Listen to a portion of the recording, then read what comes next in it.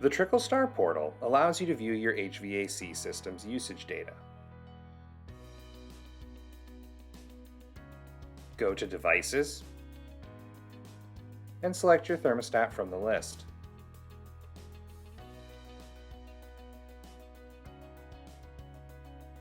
From the left side menu, select Usage.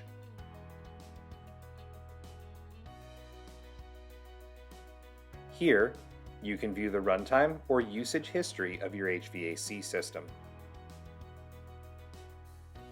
On the Runtime tab, select the period that you would like to view from the drop-down list.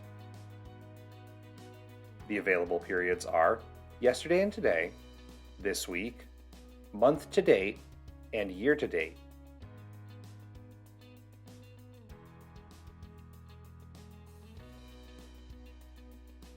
The runtime data will be displayed accordingly.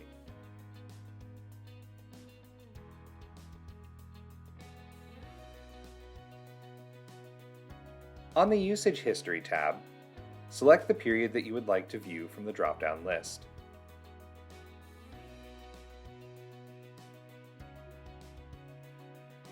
The available periods are the same as runtime options.